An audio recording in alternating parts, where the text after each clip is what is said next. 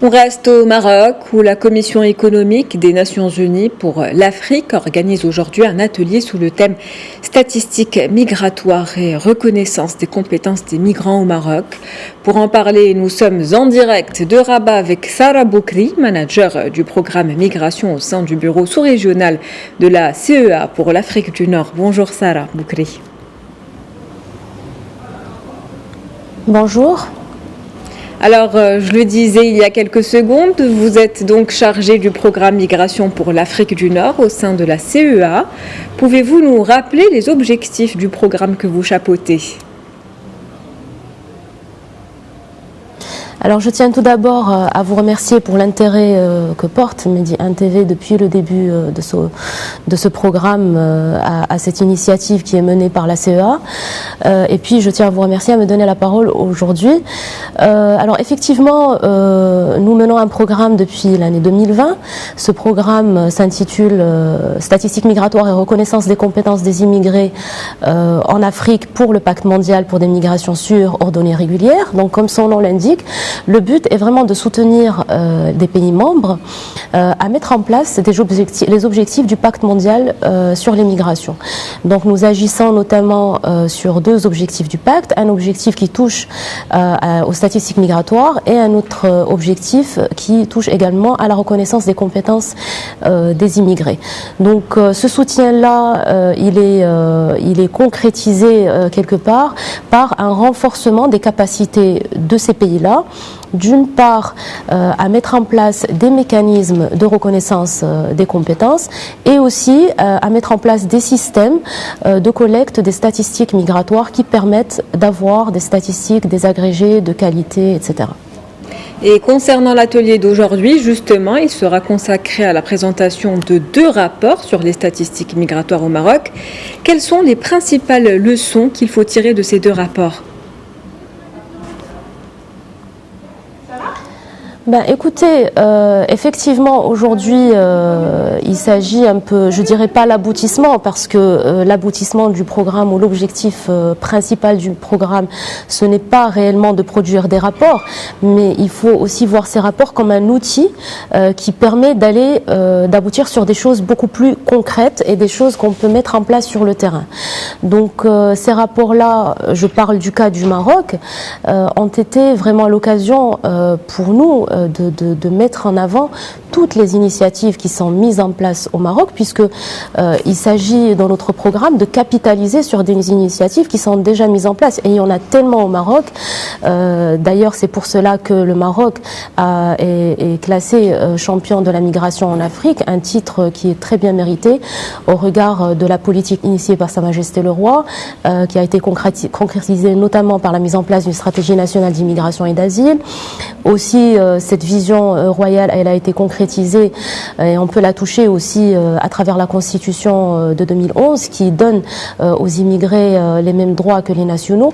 Donc ces rapports-là nous ont permis un peu de faire un état des lieux de tout ce qui a été réalisé jusque-là au Maroc et aussi de voir comment nous, en tant que Nations Unies, à travers tous les partenaires qu'on a pu, qui nous ont rejoints lors de ces programmes, comment nous on peut être capitalisés sur les réalisations et apporter une réelle valeur ajoutée. Donc je tiens à cette occasion à préciser que ce programme-là est vraiment fait dans une démarche participative, puisque dès le départ nous avons constitué un groupe de travail, nous avons eu un partenariat stratégique avec le ministère de l'Intérieur à travers notamment l'Observatoire national de la migration, et puis un groupe de ministères et d'organismes qui font partie de ce groupe de travail et qui suivent avec nous l'évolution et la mise en place de ce programme et l'implémentation de ce programme au Maroc. Donc plusieurs ministères, il y a le ministère de la formation, le ministère de l'enseignement supérieur, le ministère de l'inclusion économique, le ministère de la santé, le Haut Commissariat au plan, le ministère des Affaires étrangères et bien évidemment le ministère de l'Intérieur. J'aimerais que l'on revienne sur ces deux rapports. Qui dit rapport dit recommandation.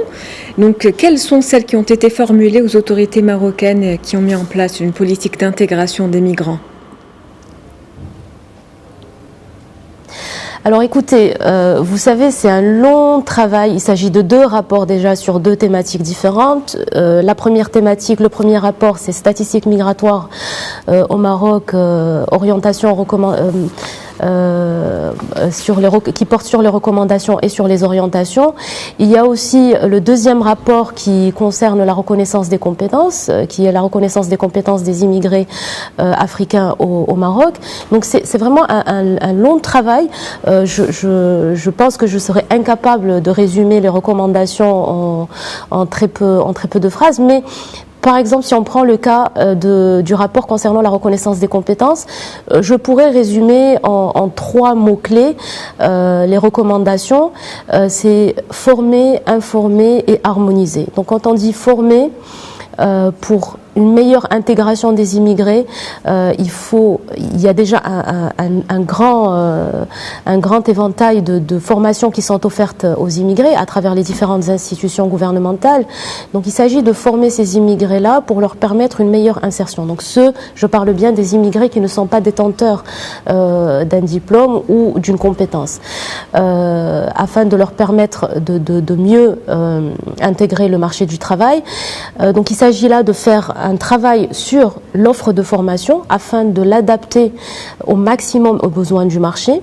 Il y a aussi informer, puisque aujourd'hui il s'agit, nous avons réalisé des focus group avec des immigrés et malheureusement nous avons constaté qu'il y a un certain nombre d'offres qui s'offrent à ces immigrés-là, que ce soit au niveau réglementaire ou législatif, mais ces immigrés ne sont pas forcément au courant de ce qui est à leur disposition. Donc les informer pour qu'ils soient au courant de toutes ces initiatives qui sont mises à leur disposition. Et puis, bien sûr, harmoniser. Et là, quand on parle d'harmonisation, on parle surtout du cadre législatif et réglementaire dans tout ce qui concerne la reconnaissance des compétences. Donc aujourd'hui, il y a plusieurs chemins quand on parle de reconnaissance des compétences. La validation des acquis, la formation professionnelle et la reconnaissance des diplômes. Donc nous arrivons à avoir des définitions de ces différentes dispositions-là, mais nous n'avons pas une définition globale de ce que veut dire la reconnaissance des compétences. Donc il faudrait travailler sur cet aspect conceptuel. Voilà. Concernant la question des statistiques migratoires, et qui est vraiment une question primordiale, puisque aujourd'hui le Maroc a fait énormément de réalisations sur la thématique de la migration. Il subsiste quand même quelques lacunes. Donc aujourd'hui le Maroc il existe des statistiques sectorielles, mais il n'existe pas de structure nationale qui centralise un peu tout ce qui concerne les statistiques migratoires. Donc cela passe d'abord par un système national, mais aussi tout d'abord par une harmonisation des concepts concernant une harmonisation des définitions des concepts concernant la migration en général. Donc il y a vraiment un travail à faire concernant l'harmonisation des concepts et concernant l'harmonisation des méthodes de collecte ou des systèmes de collecte. Après la présentation de ces rapports sur la migration, quelles seront les prochaines étapes selon vous ? Alors écoutez, c'est une question très importante parce que comme je vous ai dit au début, le but ce n'est pas de faire des rapports. Les rapports, vraiment, nous les considérons comme des outils qui nous ont permis un peu de brasser un peu ce qui existe, de faire un état des lieux, de voir comment ça se passe, etc., de déceler les lacunes et de voir comment nous, Commission économique pour l'Afrique, avec nos différents partenaires, nous pouvons intervenir pour soutenir le Maroc à trouver des réponses à certaines lacunes. Donc l'étape qui va suivre et ce sont vraiment là les réalisations importantes du programme. C'est que déjà, nous sommes en train de travailler avec le ministère de l'Intérieur, plus spécifiquement avec l'Observatoire national de la migration, pour la mise en place d'une plateforme nationale de collecte des statistiques migratoires. Donc cette plateforme, elle a le projet de plateforme a déjà été présenté précédemment lors d'un atelier précédent, mais là, on est encore en train de travailler dessus et le lancement devrait se faire dans quelques mois. Donc là, c'est une réalisation vraiment concrète qu'on fait à travers notre partenaire.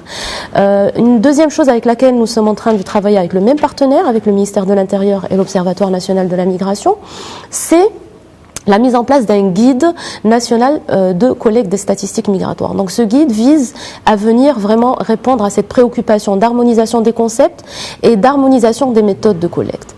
Donc cela est concernant la question des statistiques migratoires. Sachant que bien avant cet atelier, il y a eu un atelier de renforcement des capacités des acteurs qui a connu la participation à peu près de 30 acteurs marocains de différents ministères qui a porté sur la gestion des statistiques migratoires. Donc concernant la reconnaissance des compétences, aujourd'hui aussi cet atelier, il s'agissait aussi de présenter cette idée que l'on a pour répondre à une préoccupation qui a été mise en avant dans les conclusions du rapport, c'est celle de la mise en place qui vient répondre à cette question d'harmonisation, c'est celle de la mise en place d'un mécanisme national de reconnaissance des compétences. Donc nous organisons la semaine prochaine un atelier de renforcement des capacités qui sera sous la forme d'une retraite des dirigeants, des cadres dirigeants, que ce soit au niveau des ministères ou au niveau du secteur privé. Donc il y aura la participation d'organismes gouvernementaux, non gouvernementaux, issus du secteur privé et issus du secteur associatif, pour réfléchir un peu à comment on peut faire pour faire évoluer ce mécanisme de reconnaissance des compétences des immigrés au Maroc. Et l'objectif de cet atelier sera justement de sortir avec les prémices ou une feuille de route pour la mise en place d'un mécanisme national de reconnaissance des compétences des immigrés. Il faut savoir aussi, je tiens à le préciser, que quand on parle de reconnaissance des compétences au Maroc ou des immigrés, nous c'est parce qu'on le voit de notre point de vue, du point de vue du programme qu'on parle d'immigrés. Mais il faut noter quelque chose de très important, c'est qu'au Maroc il n'y a pas de mesures qui sont spécifiques aux immigrés. Ce n'est pas le cas. Quand on parle de ces problématiques concernant la reconnaissance des compétences, la reconnaissance des diplômes où la procédure est assez longue et compliquée, la validation des acquis qui n'est pas complètement opérationnelle, la formation professionnelle qui parfois n'est pas compatible aux demandes du marché du travail, cela concerne et les immigrés et les Marocains. Et je tenais vraiment à souligner cela parce que, à mon avis, c'est très important. Merci à vous, Sarah Boukri, pour cette intervention. Je rappelle que vous êtes manager du programme Migration au sein du bureau sous-régional de la CEA pour l'Afrique du Nord.